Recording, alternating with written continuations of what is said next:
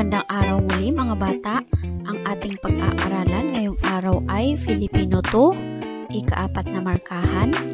Tayo ngayon ay nasa ika-4 na linggo. Layunin. Pagkatapos ng aralin na ito ay inaasahang na isasagawa mo ang mga layuning ito. Nasasabi ang paraan, panahon, at lugar ng pagsasagawa ng kilos o gawain sa tahanan, paaralan at pamayanan. Subukin natin, tuklasin natin kung gaano kalawak ang iyong kaalaman. Sagutin ang mga sumusunod na tanong. Narito ang panuto, tukuyin ang pang-abay sa bawat pangungusap. Unang bilang, si Leo ay mahusay mag-drawing ng mga tao. Titik A, mag-drawing. B, tao. C, mahusay. D, ay. Ano sa tingin ninyo ang pang-abay sa unang pangungusap? Kung ang sagot nyo ay titik C, tama ang inyong sagot, mahusay.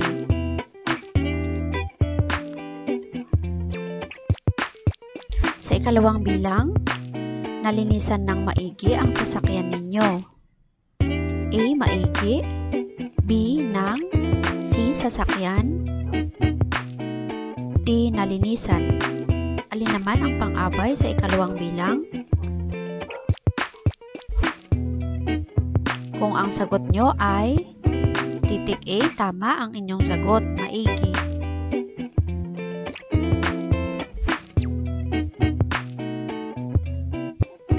Ikatlong bilang, pabulong magsalita ang bata dahil mahiyain siya. A, magsalita. B, bata. C, mahiyain. D, pabulong. Ano naman ang pang-abay sa ikatlong pangungusap? Kung ang sagot nyo ay titik D, tama ang inyong sagot, pabulong. Ika-4 na bilang, sinuot niya ng baliktad ang kanyang damit. A, sinuot. B, kanya. C, damit. D, baliktad. Ano sa tingin ninyo ang pang-abay sa pang-4 na pangungusap? Kung ang sagot nyo ay titik D, tama ang inyong sagot, baliktad.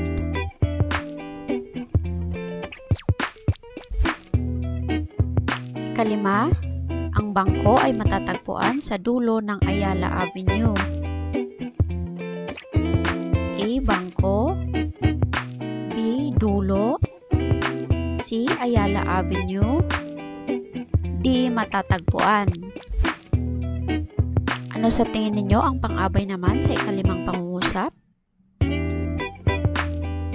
Kung ang sagot nyo ay titik C, tama ang inyong sagot, Ayala Avenue. Balikan natin. Narito ang panuto. Kung ang dalawang pang-uri sa isang bilang ay magkasing kahulugan, magsulat ng check, sapat lang. Kung ang dalawang pang-uri ay magkasalungat, magsulat ng X, sapat lang. Sa unang bilang, matalim, mapurol. Ikalawang bilang, maralita, dukha. Ikatlong bilang, masakit, mahapdi. Ika-4 na bilang, gising, tulog.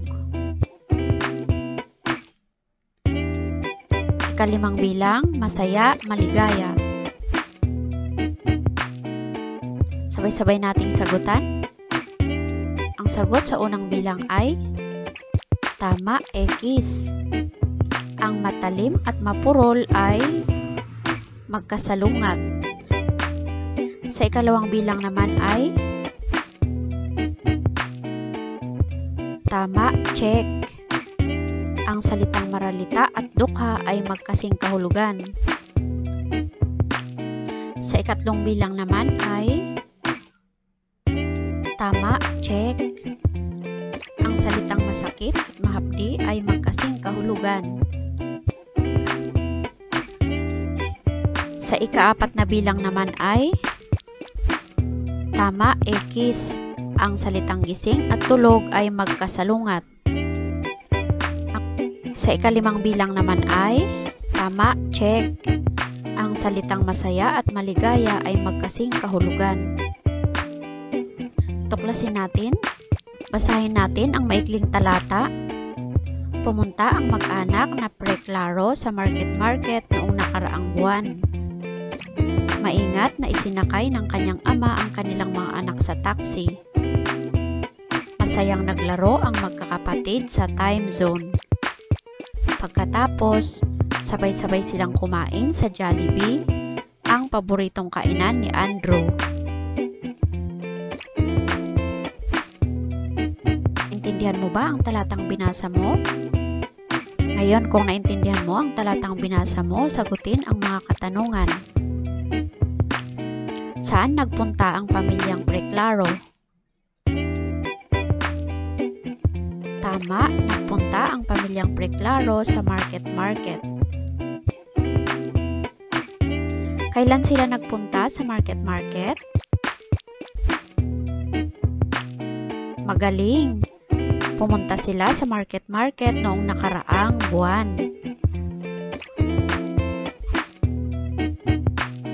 Paano isinakay ng kanyang ama ang kanilang mga anak sa taxi?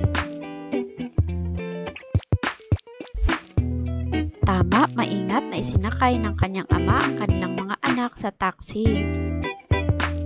Saan kumain ang mag-anak na Preklaro? Tama, kumain ang mag-anak na Preklaro sa Jollibee. Talakayin natin. Basahin mo ang mga salitang nakaitim sa talata. Una, market. Nakaraang buwan. Maingat. Sabay-sabay. Time zone. At Jollibee. Ulitin natin. Sa una, market. Nakaraang buwan. Maingat. Sabay-sabay. Time zone. Jollibee. Ngayon, ano ang tawag natin sa mga salitang ito? Galing, ang mga ito ay salitang pang-abay. Sabihin ang mga pang-abay sa pangungusap. Unang pangungusap, masusing binantayan ng mga kapulisan ang mga taong namimili sa palengke. Ikalawang pangungusap, darating ang mga testing kit bukas ng umaga. Ikatlong pangungusap, pinuntahan ng guro ang mga batang kailangang magparehistro sa darating na pasukan sa kanilang bahay. Ngayon, tignan natin kung alin ang pang-abay sa bawat pangungusap. Sa unang pangungusap, ang pang-abay ay tama, masusi. At sa ikalawang pangungusap, ang pang-abay naman ay tama, bukas ng umaga. At sa ikatlong pangungusap naman ay tama, bahay ang pang-abay. Narito muli ang mga sagot natin kanina. Basahin natin. Unang salita, masusi. Ito ay halimbawa ng pang-abay na pamaraan. Bukas ng umaga, ito naman ay halimbawa ng pang-abay na pamanahon. Bahay, ito naman ay halimbawa ng pang-abay na panlunan. Basahin natin muli. Masusi, halimbawa ng pang-abay na pamaraan. Bukas ng umaga, halimbawa ng pang-abay na pamanahon. Bahay, halimbawa ng pang-abay na panlunan. Pagyamanin natin. Gawain 1, narito ang panuto. Isulat sa patlang ang pang-abay na panlunan na bubuo sa pangusap. Pumili ng sagot sa loob ng kahon. Basahin natin ang pagpipilian ng sagot. Sa loob ng garahe, sa hardin, sa palengke, sa tabi ng dagat, sa kabukiran. Unang bilang, ang magsasaka ay nakatira sa patlang. Ano sa tingin ninyo ang tamang pang-abay na panlunan na ilalagay sa unang pangungusap? Ang sagot ay tama, sa kabukiran. Ikalawang pangungusap, ang mga mangingisda patlang ay nagpapahinga. Ano ang pang-abay na panlunan na ilalagay sa ikalawang pangungusap? Ang sagot ay tama, sa tabi ng dagat.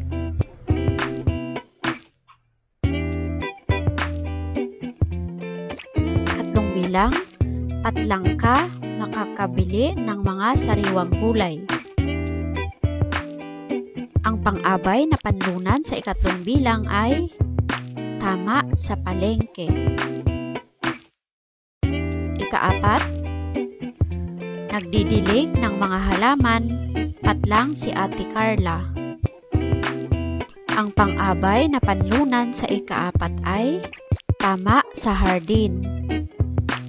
Ikalima, ang kotse ay nakaparada sa patlang.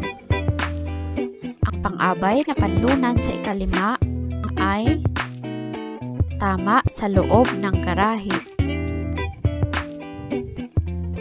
Gawain 2, bilugan ang mga pang-abay na pamaraan. Unang bilang, masarap magluto ng tapsilog si Ate Lorna. Ang pang-abay na pamaraan sa unang bilang ay tama, masarap. Ikalawang bilang, naglakad ng matulin ang magkapatid. Ang pang-abay na pamaraan sa ikalawang bilang ay tama, matulin.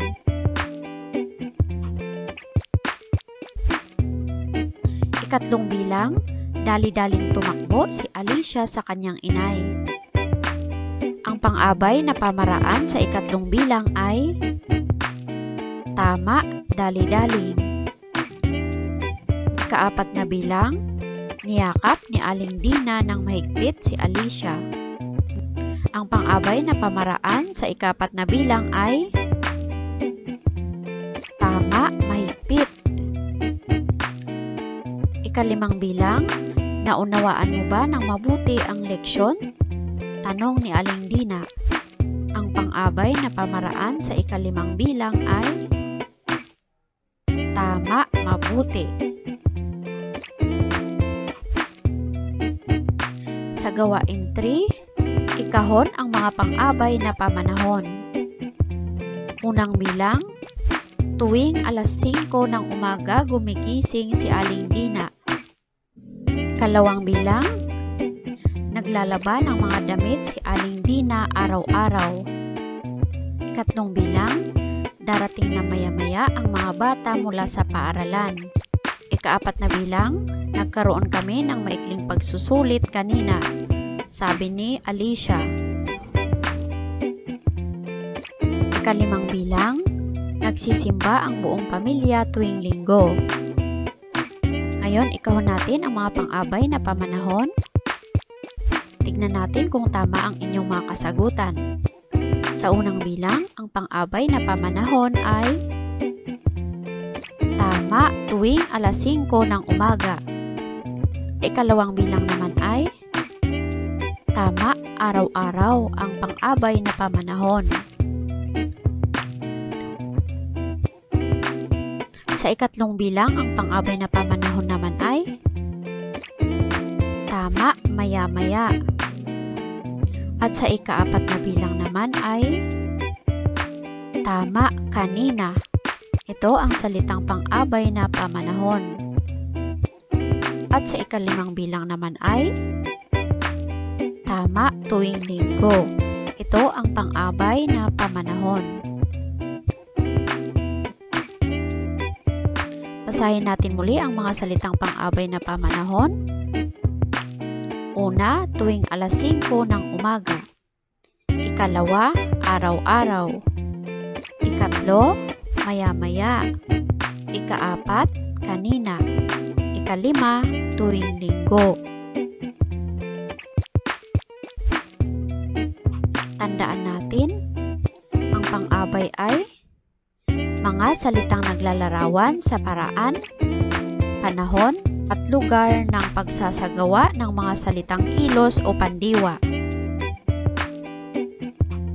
Ang pang-abay na pamaraan ay sinasagot ang tanong na paano isinagawa ang salitang kilos.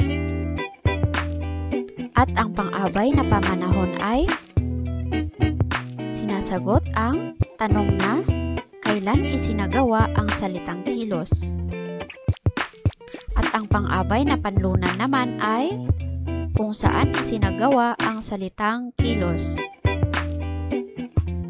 Ngayon, isabuhay natin. Palawakin mo pa ang iyong kaalaman. Sagutin ang mga sumusunod na gawain. Narito ang panuto. Gawan mo ng pangusap ang mga sumusunod na pang-abay. Unang bilang, mataimtim. Ikalawang bilang, mabilis. Ikatlong bilang, kanina.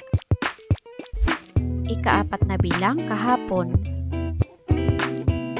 Ikalimang bilang, sa mall. Maaari mong sagutan ito sa inyong papel. At para naman sa inyong offline activity 1, tayahin natin.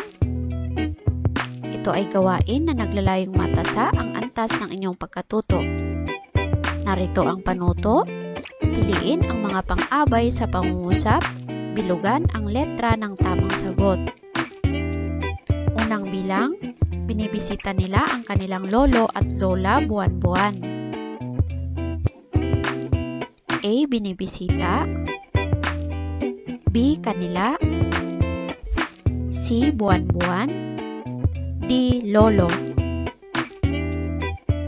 Ikalawang bilang, nakatira ang lolo at lola nila sa isang subdivision sa barangay ng San Martin.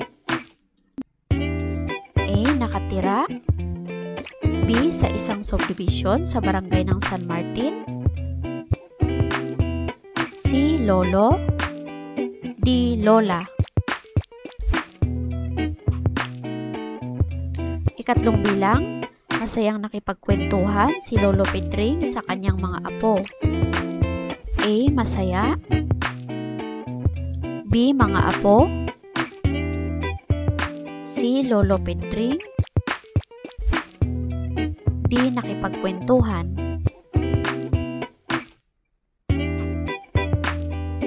Ikaapat na bilang, nangako ang mga bata na tatawag sila sa telepono bukas. A. Bukas. B. Tatawag. C. Telepono. D. Nangako. Ikalimang bilang, pumunta muna si Allen kina Jack dahil may hihiramin siyang aklat. A. Hihiramin. B. Dahil. C. Kina Jack. D. Aklat.